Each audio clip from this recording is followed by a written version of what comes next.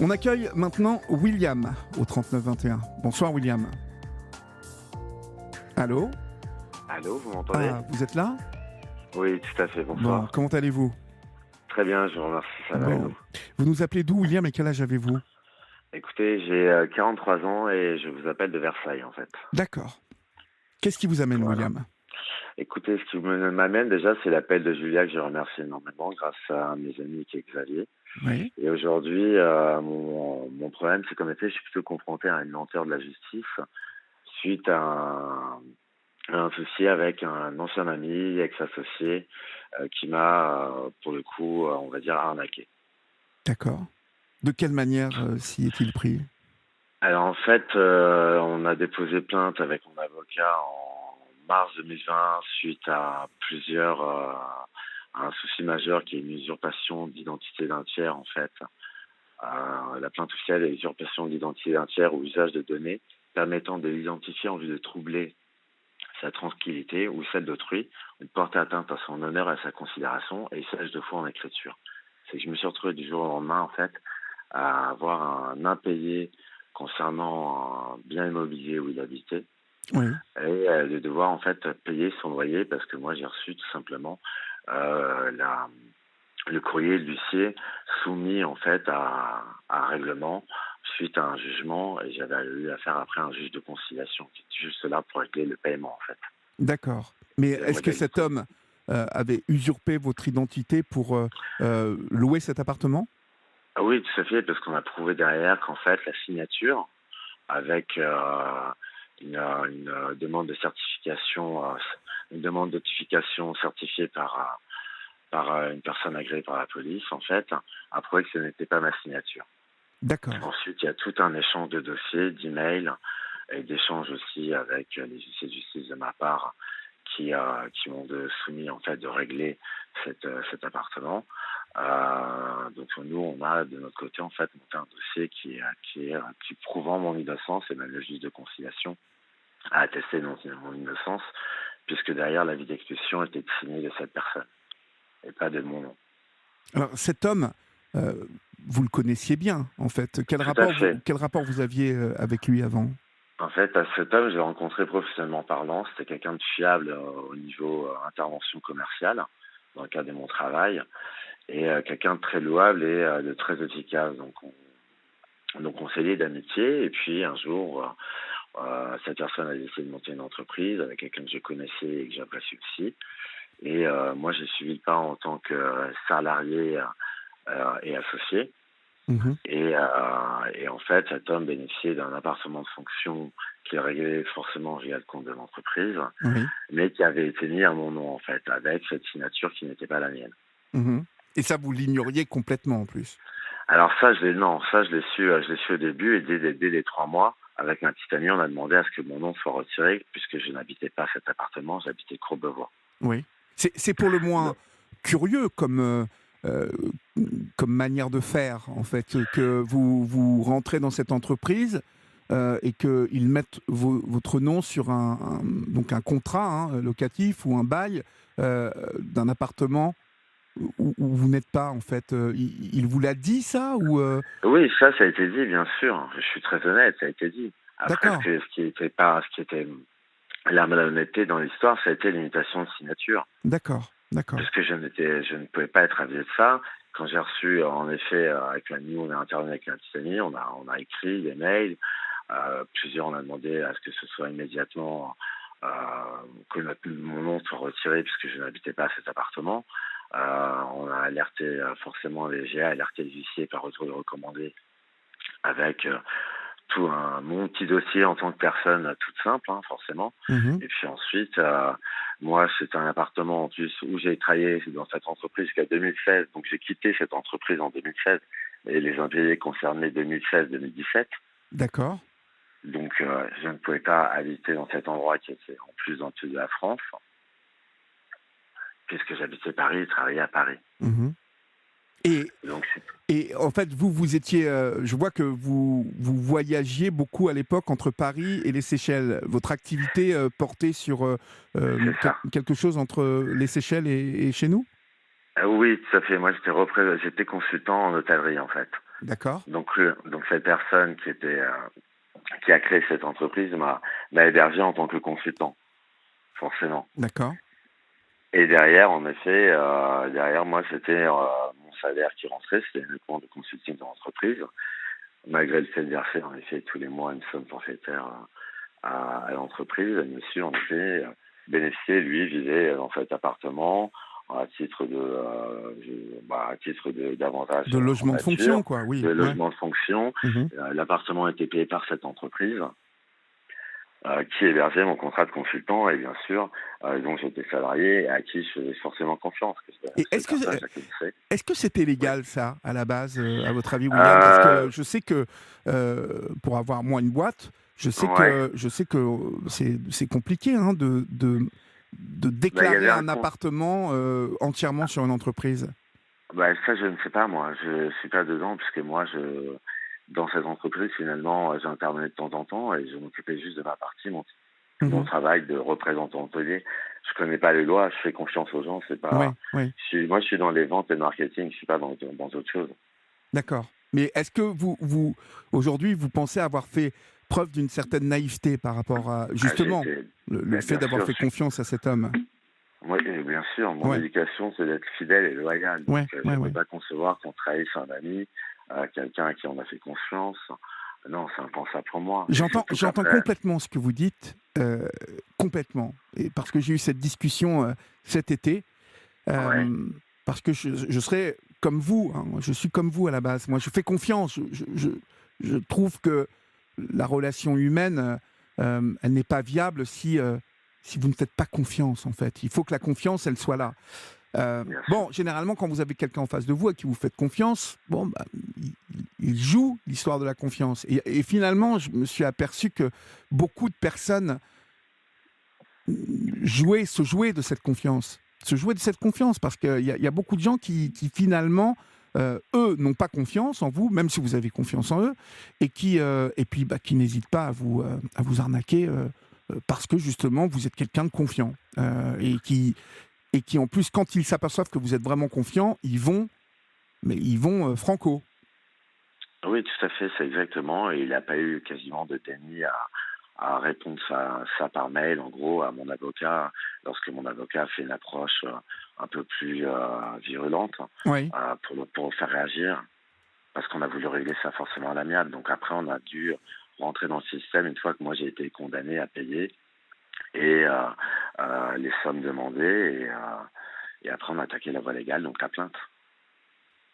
Alors, Et c'est décevant d'être trahi par quelqu'un qu'on connaît. Il y a un pire, je travaille dans le management parce que j'aime travailler avec l'être humain. Donc je ne peux pas accepter d'être trahi ouais. et qu'on abuse de la confiance, de la naïveté. Oui, de la naïveté parce qu'on croit en l'être humain, c'est impensable. Mhm. Et malheureusement, le cours, c'est un des problèmes majeurs de la société aussi. C'est un problème Et on se majeur, rend vous avez compte. raison. Ouais. C'est un problème Oui, majeur. on est nombreux à être victimes de ça. Et quand on est honnête, au final, on se rend compte que non, ça ne paye pas. Et l'honnêteté, c'est la base de la vie. C'est Mhm. tout. Alors, je vous remercie d'intervenir ce soir sur l'antenne de Robin parce que je lis que vous avez produit pourtant un rapport de graphologue qui atteste que la signature sur Oui, le bail du fameux appartement que cet homme occupé n'était pas la vôtre, qu'au moment de cette signature, vous n'étiez pas à Paris, que les photos d'identité laissées à l'agent immobilier par votre ex-associé, ça n'était pas votre visage dessus, et que personne ne s'est inquiété de tout ça, et que finalement, vous avez été contraint de payer, et que ouais. aujourd'hui, en fait, depuis 3 ans, vous ne pouvez plus rien faire ni prévoir parce que vous êtes toujours emmêlé dans cette histoire. Bien sûr, c'est très compliqué. En fait, vous rendez compte que vous tombez dans un système et un cercle un peu vicieux. Parce que forcément, votre banque reçoit cette demande de saisie sur Sur cette salaire. demande de Ouais, saisie ouais. financière immédiatement. Votre banque vous alerte, Monsieur Vincent, on a une demande de ces prélèvements. Tant oui, j'ai un problème. Je viens d'apprendre que j'ai une soumission à payer. Déjà, vous êtes confronté à votre banque qui aurait pu vous dire, je vous conseille immédiatement de prendre une assurance complémentaire chez nous, on vous fournit tout de suite un avocat. Donc, Ce que je votre trouve banque ça, n'a pas fait, je suppose. non, bien sûr, forcément. Ensuite, donc, vous faites votre dossier, vous essayez de répondre aux huissiers de ce cabinet, d'un cabinet. C'est remonté par cette demande, oui, demandé par pour cet appartement, par cette agence immobilière. Et vous écrivez le petit dossier, vous essayez de vous envoyer un recommandé, il n'est pas réceptionné, vous n'avez pas de réponse. Votre avocat même les appelle et la personne qui est au téléphone dit ouvertement non, on n'a jamais de retour. Excusez-moi madame, vous avez reçu des recommandés et monsieur Rintel vous a envoyé des emails. Et donc vous rentrez dans un système en plus nébuleux. Et après, bah oui, vous êtes condamné à payer, donc vous payez quoi qu'il arrive, parce que vous êtes confronté à un juge de conciliation qui ne peut pas revenir sur un jugement. Mhm. Donc, vous essayez de trouver une solution, bien sûr, vous êtes Vous êtes contraint de payer, hein, de toute façon, voilà, dans un premier temps. Ouais, exactement, c'est Ouais. tout à fait ça. Donc, contraint de payer, on s'arrange, on a même un soutien de l'avocat finalement de la partie adverse, puisqu'il nous fournit des éléments que nous n'avions pas en main. Mhm. Donc cet avis d'expulsion signé par cette personne, avec son nom et sa signature, son nom, son prénom, sa signature bien sûr. Mais vous payez, donc vos économies, elles y passent. Il faut aussi régler votre avocat. Vous avez déjà payé les avis, les tentatives de saisie sur salaire par les huissiers. Donc vous tombez aussi dans un cercle financier, donc vous ne pouvez plus rien prévoir. Ouais. Et la plainte, on a beau essayer d'arranger les choses et d'essayer de rentrer en contact, au final, non, on ne peut pas. Et aujourd'hui, vous portez plainte et ça fait donc oui, ça fait 3 ans parce que vous essayez de trouver des solutions, parce que financièrement, vous avez beau avoir un salaire, il y a le Covid qui tombe, donc forcément vous êtes aussi au chômage partiel. Mhm. Vous n'avez plus le même niveau de vie, donc vous savez que vous êtes endetté à hauteur de X dizaines de milliers d'euros pour payer votre avocat, cet impayé de cette personne, plus après encore autre chose, parce que bien sûr les choses s'additionnent, Ouais. et vous êtes forcément pris à la gorge, donc vous ne pouvez rien prévoir, vous pouvez offrir juste votre personne en tant qu'être humain, ce qui est déjà un très beau cadeau je trouve, mais votre vie devient compliquée. Mhm. On avait eu le témoignage l'année dernière, hein, je crois que c'était en janvier ou février, d'une dame qui s'appelait Sandrine et qui nous avait appelé, et ça ressemble un peu à votre histoire, et c'est ce pourquoi en fait je vous en parle. En fait, cette femme était mariée donc à son homme, hein, son mari, qui avait, ils étaient 4 frères. Et puis, parmi ces 4 frères, il y en a un qui s'est lancé dans une affaire, qui a fait des emprunts, qui a loué des entrepôts et qui, au final, se heurte à divers problèmes, ce qui fait qu'au bout du compte, cet homme se suicide. Cet homme avait un avocat.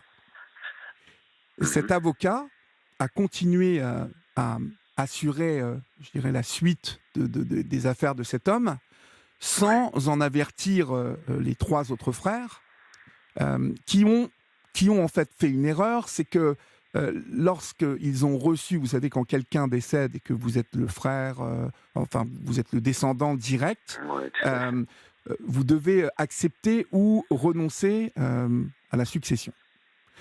Bon, ils pensaient tous qu'ils avaient du temps pour faire ça. Et puis, le temps va vite. Et puis, 1 an sont passés. Et au bout d'1 an, si on n'a pas répondu, c'est comme si on acceptait, en fait. Et puis, de l'autre côté, il y a un avocat, qui était l'avocat de cet homme qui est décédé, qui, au nom de ses 3 frères, a plaidé au tribunal, devant le tribunal de commerce, je crois, et qui s'est porté garant, donc en tout cas comme représentant de ces gens-là. Au bout du compte, ils ont été sommés chacun de payer 45 000 euros. Et lorsqu'ils nous ont appelés, nous étions les premiers à leur dire non, vous n'avez rien fait, il ne faut pas payer. Mais ils ont payé. Et je les ai revus cet été. Alors bien évidemment, ils attaquent, ils demandent des comptes à la justice, mais ça va durer des années. Et vous concernant, ça fait combien de temps que ça dure ? Nous, alors, moi, j'essaie de régler ça depuis, 3 ans. Et officiellement, ça fait depuis plus d'1 an et demi. Et c'est vrai qu'on vous demande d'appeler, vous appelez le tribunal de Paris, on vous dit non, il faut passer, pas de problème. Vous envoyez un recommandé, mais en fait, vous vous rendez compte qu'on ne vous répond pas à votre recommandé. Et ensuite, donc, vous vous déplacez, et puis là, on vous remet un papier en 5 minutes. Votre dossier est en cours d'étude, mais c'est tout. Vous avez porté plainte contre cet homme ? Bien sûr, j'ai porté plainte. On a dû porter plainte. Moi, Mhm, je veux récupérer une partie de ma vie et je veux vivre. C'est pas normal. mhm. Et ça, On peut pas. sans indiscrétion, ça porte sur un montant de combien, en fait, cette histoire? Un montant de plusieurs dizaines de milliers d'euros du coup. Ah oui, quand même, d'accord. Mais oui, forcément, bien sûr. Mhm. Ah Donc, ouais, c'est impactant dans la vie. bien sûr, bien sûr.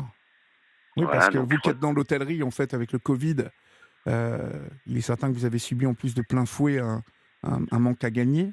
Et mais puis c'est vrai que certainement. quand on est au sommet de payer comme ça, euh, tout s'accumule. Les dettes s'accumulent. Je suppose que les agios à la banque aussi. Enfin, Ah il y a bah, tout un tas de l'agence, choses qui. ben, c'est le cercle vicieux, en effet, les agios. Puis après, vous réglez tout. Vous arrivez à calmer les agios de toute façon parce que vous adaptez votre rythme de vie à un autre rythme de vie automatiquement. Oui. Bon, ça, il n'y a pas de problème. Il faut savoir s'adapter dans la vie. Mais c'est vrai que vous n'avez aucun cadeau. Vous n'avez pas le droit à même un découvert 50 euros. Ça ne peut pas être autorisé. Donc, il n'y a pas de souci. On maîtrise son budget. Il n'y a pas de problème. Et c'est vrai que du coup, on attend, on patiente, on relance. Ouais. Mais c'est compliqué et on peut pas arrêter un jugement en cours finalement, même si on a preuve à l'appui. Oui, ça devient, c'est lourd à vivre. Mhm. On aspire à autre chose quand on travaille au quotidien, quand Bien on sûr. travaille dans le service. Comme j'ai toujours travaillé, je travaille dans le service que mon but c'est de faire plaisir aux gens. C'est pour ça que j'étais dans le tourisme, dans l'hôtellerie. C'est juste pour rendre les gens heureux. C'est la base. Et j'ai la chance d'avoir des postes où je suis donc plutôt dans le lancement d'idées, d'opérations, etc. Donc c'est pour créer encore plus de magie. Donc aujourd'hui, c'est impensable de se dire qu'on peut pas, oui, qu'aujourd'hui, cette magie, on ne peut pas la vivre. Mhm. Mhm. Et vous Et n'avez aucune idée euh, de la finalité de cette histoire et non, même d'un même tempo, la en tout cas de ce. solvabilité. Ouais. Ah oui, il faut Parce que aussi en prendre en compte la c'est- solvabilité de la et personne. oui, parce que est-ce qu'il est solvable cet homme Ben, aujourd'hui? c'est- Qu'est-ce qu'il fait cet homme aujourd'hui? Est-ce que Aujourd'hui, et bon, quand j'ai porté plainte, cet homme travaillait dans le sud de la France pour une start-up. J'ai communiqué, moi, le numéro de téléphone portable, bien sûr, l'adresse mail, enfin, les coordonnées de cette personne. Je ne connais pas son lieu d'habitation, mais j'ai trouvé son lieu de travail. Donc aujourd'hui, cette personne, elle vit. Mais moi, je ne sais pas quand ce problème va avancer. Mhm. Bah, cette personne, elle est partie. Elle a sûrement refait un peu de magouille de l'autre côté, dans le sud, et puis bah, elle continue de vivre normalement. Et vous, non. Exactement. On va marquer une petite pause, si vous voulez bien, William. On se retrouve dans Ouais, bien quelques sûr. secondes, d'accord? À tout de Je vous suite. remercie avec plaisir. Merci. Olivier Delacroix est à votre écoute sur Europe 1. 23h22, vous êtes sur votre libre antenne et vous pouvez continuer à nous appeler au 39 21. William, donc Oui. aujourd'hui, vous n'avez aucune visibilité sur la suite des événements parce que ça fait déjà 3 ans. Comment se fait-il que rien ne soit résolu au bout de 3 ans? Quelle est votre vue là-dessus?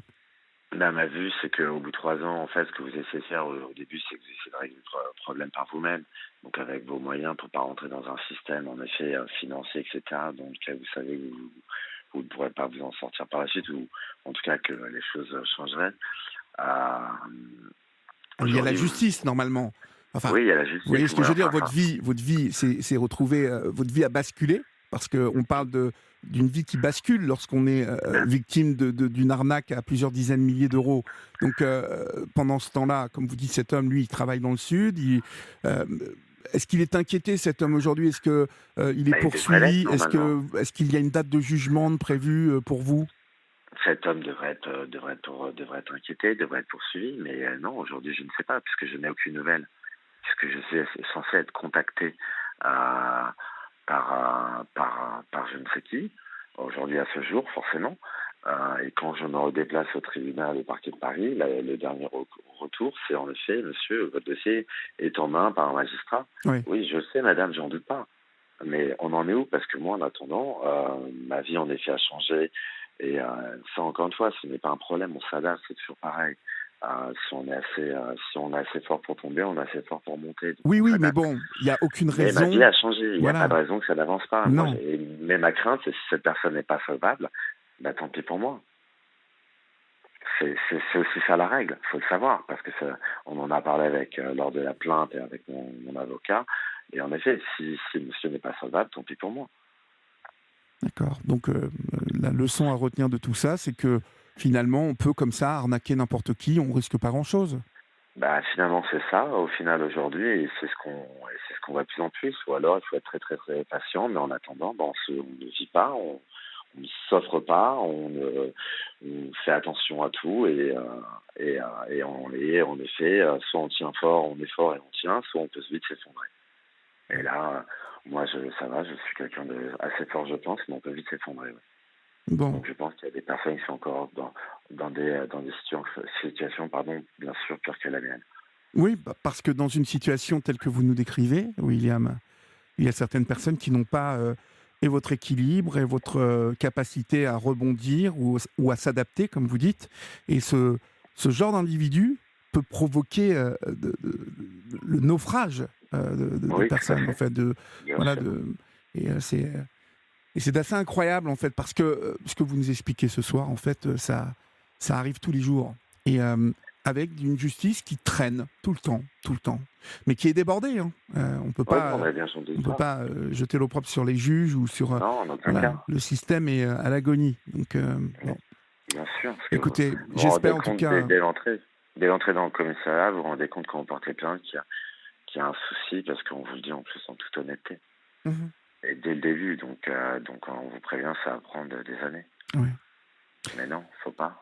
Parce que cette personne est malhonnête, elle va refaire ça à quelqu'un d'autre. Et encore à une autre personne. Non, ça marche pas comme ça, la vie. Ça devrait pas marcher comme ça en tout cas. En effet, Ouais. on est bien d'accord. Mhm. Bah, écoutez, je vous souhaite plein de courage, hein, mon cher William, Là, je vous remercie. et puis j'espère vraiment, on espère vraiment de tout cœur pour vous que ça va enfin se dénouer, hein, cette histoire, quoi, parce que Mais écoutez, bon. j'y crois, on y croit toujours, il faut rester positif. Donc maintenant, il faut juste être patient, je pense. Et si des choses peuvent se débloquer grâce à votre appel, donc je remercie encore toute l'équipe, Je vous en vous-même, prie, Julia je vous en et prie. Xavier qui m'a beaucoup aidé, et tout mon entourage. Oui, on a hâte, bien sûr. Courage à vous, mon cher William. Merci à vous. Bonne Excellente soirée. soirée. Au revoir. Merci pareillement.